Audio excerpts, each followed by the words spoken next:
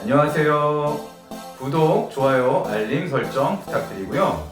오늘의 주제는 소변 볼 때 불편한 이유입니다. 오늘도 역시 친절한 유튜브 주치 가정의학과 전문의 임닥터와 함께 하겠습니다. 네, 반갑습니다. 이 50대가 되면서 네네. 남성분들의 경우에 네네. 소변 볼 때 불편하다 이런 네. 경우가 많이 생긴다고 하더라고요. 네네. 저만 하더라도 예전보다 화장실에 더 자주 가게 돼서 네. 이런 소변 문제가 네. 나이 들면 생기는 또 자연스러운 노화의 하나인지 네. 아니면 이게 또 어떤 정도가 심하면 또 이게 내가 병에 걸린 건 아닐까 이럴 수도 있을 것 같아서 네. 이런 걸 또 어떻게 구분할 수 있는지 네. 좀 궁금하더라고요. 네.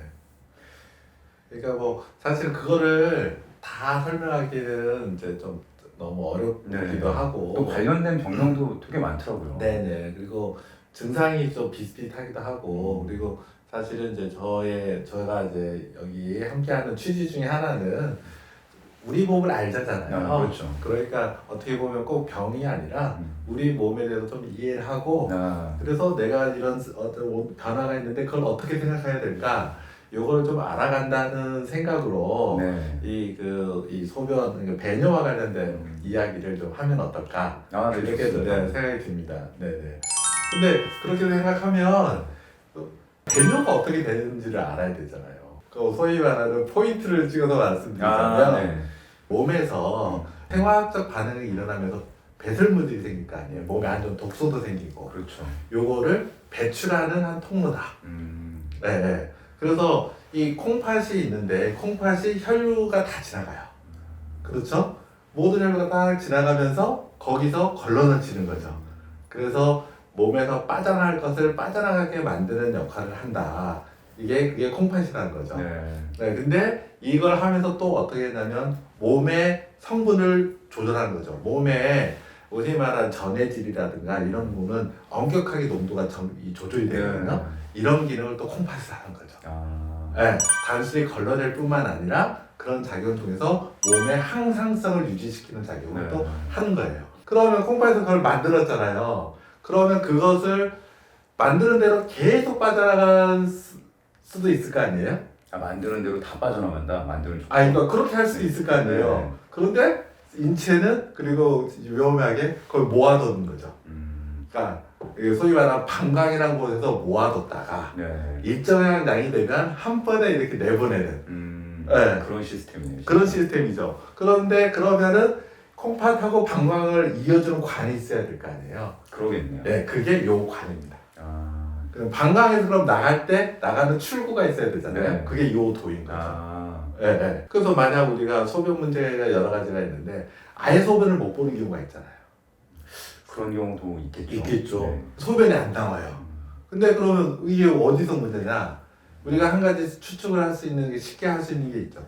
콩팥에서부터 문제가 생기면 소변이 안 나오겠죠. 그러겠죠. 네. 가장 원천적인 그렇죠. 문제가 근데 생기니까. 콩팥은 기능을 잘해요.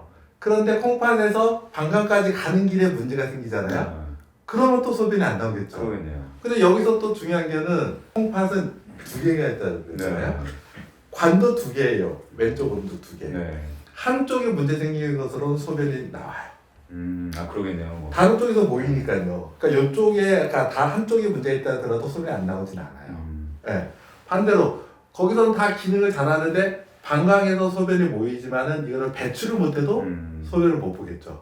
뭐 요도에 문제가 생긴다든지 아니면 방광의 기능에 문제가 있다든지 그렇게 되는 거죠. 네네. 그렇군요. 그래서 뭐 아주 단순하게 이제 제가 요양병원에 있으면서 또 환자를 보면서 생각할 수 있는 건 소변을 못 봐요 왔잖아요. 방광을 보면 돼요. 하복부가 팽팽하면서 뭔가 요기도 느끼고 막 아픈데 못 본다. 이건 배출의 문제죠. 아주 단순하게 말하면. 그런데 멀쩡하신 거죠. 아랫배도 괜찮고. 방광이 팽창이 안 돼 있다. 팽창도 안 돼 있고. 근데 이거는 단순하지만 이제 임상적으로는 이제 도뇨관이라고 요도를 통해서 관을 해서 방광까지 넣어봐요. 그러면 방광에서 만약 소변이 있으면 나오겠죠. 도뇨관 통해서. 그러겠죠. 그런데 넣었더니 실제 소변이 없더라. 그러면 그 문제가 그렇죠. 예. 그래서 아주 이거는 우리가 간략하게 이제 기능을 소변이 어떻게 만들어지고 어떤 기관을 통해서 배뇨가 되는지 말씀드렸고요. 그래서 아까 말씀하신 증상을 이제 배뇨 관련 증상이에요. 네. 배뇨라는 게 뭐겠습니까? 요를 배출하는 거잖아요. 그러니까 방광까지는 소변이 잘 만들어지는 경우, 예.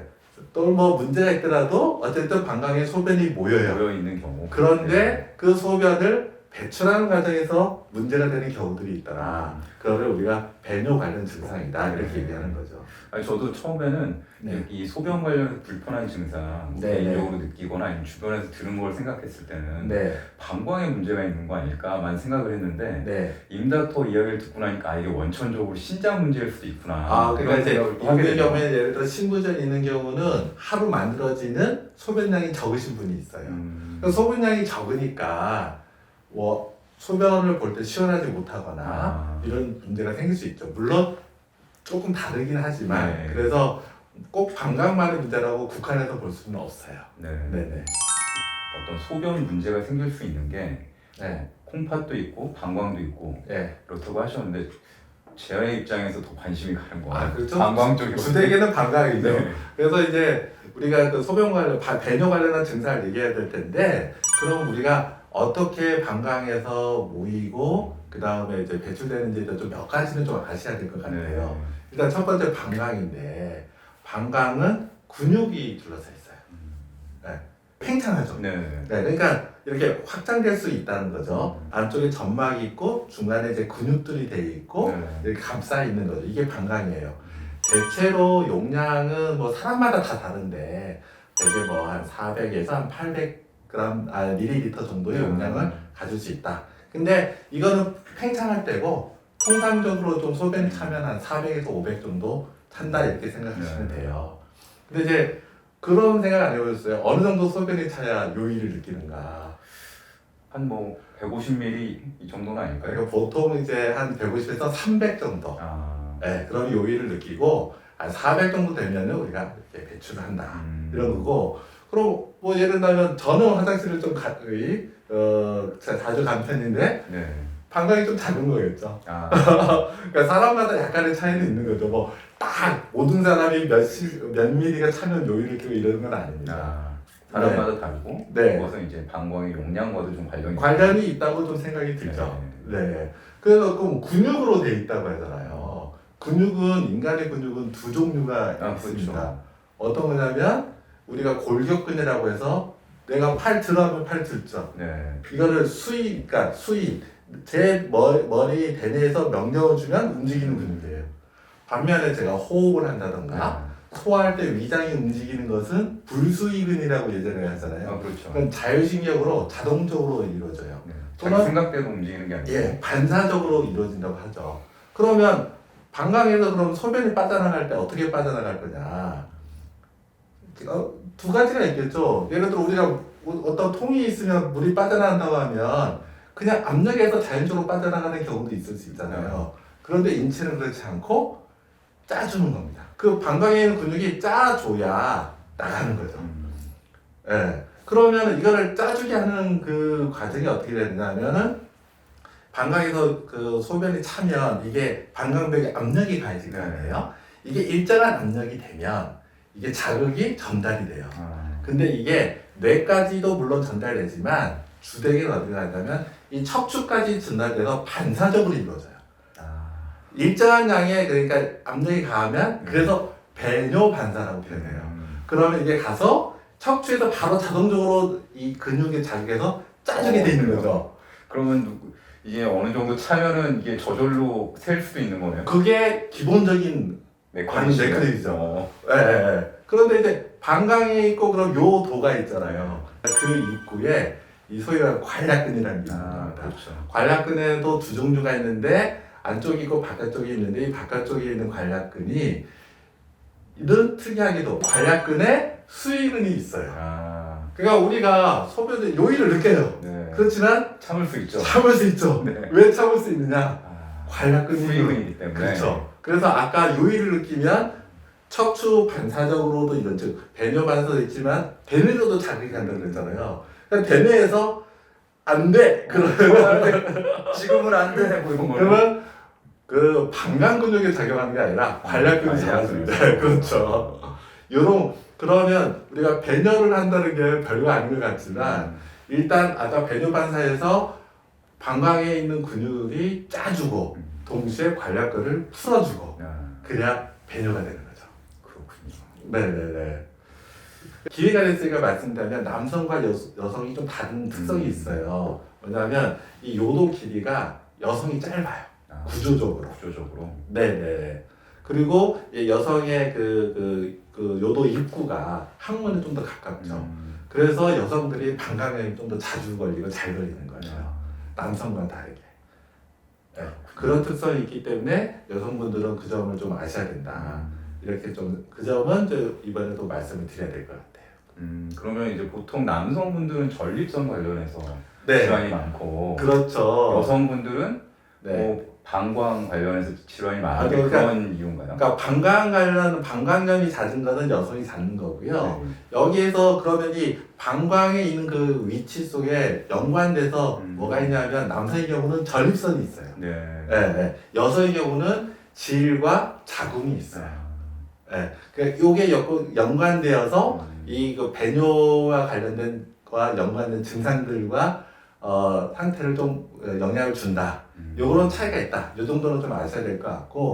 그럼 남성의 경우에는 뭐 흔히 생각하잖아요. 우리 전립선 비대증 다 많이 아시죠? 그게 이제 그 방광에서 요도로 나가는 입구 쪽에 있기 때문에 전립선이 커져 있으면 나가는 입구를 막아서 좁게 해서 소변 보기가 어렵다. 이렇게 이제 상식적으로 아시잖아요. 이거는 반은 맞는 말입니다. 네, 그래서 뭐 그림을 보여주실 텐데 이렇게 방광이 있으면 여기가 이제 방광이 있고 이제 요도가 입구에 있으면 이렇게 딱 앞에 전립선이 있는 게 아니고요. 밑에 이렇게 걸쳐져 있어요. 전립선에. 그 비대증이라는 거는 커진 거잖아요. 앞에 요도 있는 쪽이 커질 수도 있지만 이게 전반적으로 커지는데 사실은 방광 아래쪽이 더 커질 수도 있어요. 그러니까 전립선 우리가 아까 설명이 왜 반이라고 표현하면 전립선이 크면은 내가 소변 잘 못 볼 거다. 크기와 직접적으로 관계가 비례하진 않는다. 그러니까 비례하진 않는다. 어느 부위가 더 커지냐 여기에 작용이 있는 거죠. 그렇겠네요. 네, 예. 두 번째는 우리가 좀 이제 그 증상을 하면서 말씀을 드릴 텐데 전립선이 이렇게 걸쳐져 있는데 방광이 이렇게 있고 입구 쪽이 아니라 아래쪽에서 좀 더 커지면서 이게 방광을 자극을 해요.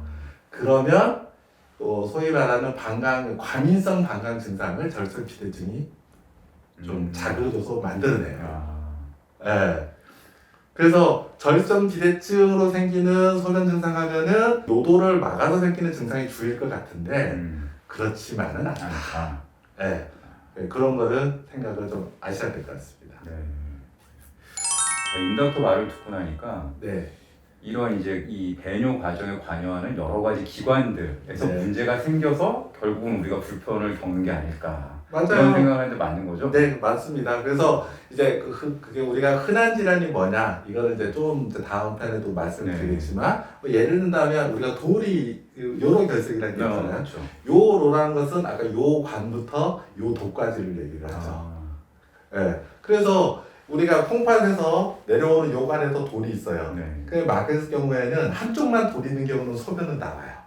근데 이게 빠져나오다가 드물지만 요 관 쪽에 뭔가 자극 막았다. 그럼 안 나올 수도 있죠. 근데 드물어요. 왜냐하면 이게 여기까지 내려왔다는 거는 크기가 작다는 거거든요. 드문 거고 혹시라도 그거를 폐쇄시킬 수 있는 가령 뭐 암이라든가 아니면 또 외상에 있어서 거기가 좁아진다든가 이런 문제가 생기게 되면 막히는 문제가 생기게 되겠죠. 네. 그래서 우리가 배뇨 증상이라고 하는 것은 생각하면 아까 말씀드렸던 방광부터 이 배뇨가 이런 과정 속에서 어디라도 문제가 생기면 생길 수 있다. 네. 그리고 이게 짜줘야 된다. 네. 그렇군요. 네. 그러면은 노화에 따라서 그 짜주는 그 근육이 뭔가 좀 힘이 약해지면서 문제가 생길 수도 있겠네요. 요 전체적으로 방광과 그 다음에 그 배뇨 가는 그 관략근이나 이런 모든 곳에 영향을 주면 당연히 기능이 떨어지겠죠. 그래서 이제 우리가 흔히 이제 남성들의 경우에는 전립선 비대증 이것 때문에 문제가 생긴다고 생각하고 있는데 최근에 우리가 과민성 방광이라는 개념의 네. 병명이 있어요. 이거는 기질적 병이 없는 거예요. 그러니까 방광에 무슨 방광염이 있는 것도 아니고 감염도 없고 네. 무슨 종양도 없고 돌도 없고 여기에 뭐 구조적인 문제 이상은 없어요. 그런데 방광 기능에 문제가 있어요. 네, 그게 근데 이제 그걸 설명하는 걸 보면은 아직도 하나의 원인은 아니고요. 일단은 근육 기능이 좀 떨어져 있다 이렇게 설명하는 사람도 있고요. 아까 반사작용이라고 했잖아요. 이 반사작용과 관련된 신경 계통의 이상이 기능이 떨어지면서 이런 증상이 생기는구나. 이제 정확한 원인은 알 수 없지만 네, 노화와 일정하게 관련을 그렇죠. 맺어서 관련이 있다. 있죠. 네네. 그리고 우리가 이제 소변을 볼 때 이 그 근육의 그 짜주는 기능이 부족한 경우에 배 힘을 주게 돼요 사람이. 네. 아무래도 그게 왜? 그러니까 방광만으로 짜주지 못하니까 복부에서 힘을 가해서 더 짜주게 되는 거죠. 네. 역으로 말씀드리면 그게 방광에서 짜주는 힘이 약하기 때문에 다른 힘까지 동원하게 된다. 네. 그래서 지금 말씀하신 그 나이가 들면서 생기는 많은 증상들은 이 노화에 따른 증상이 맞다. 하지만 그게 심한 경우는 병이고 그 원인을 찾아야 된다. 네. 이렇게 말씀드릴 수 있을 것 같습니다. 네, 잘 알겠습니다. 네. 네, 오늘은 친절한 유튜브 주치 가정의학과 전문의 임닥터와 함께 소변 볼 때 불편한 이유에 관해서 살펴봤는데요. 자, 다음 시간에는 어떤 이야기를 나눌까요? 그러니까 우리가 그 소변 볼 때 불편한 증상들이 있을 거 아니에요. 그렇죠. 그래서 그런 증상이 어떤 것들이 있고 그런 증상과는 관련해서 뭐 주된 병이라든가 왜 생기는지 한 번 더 이야기해보는 시간을 갖도록 하겠습니다. 네, 다음 시간도 기대해 주시고요. 긴 시간 시청해 주셔서 감사합니다. 감사합니다.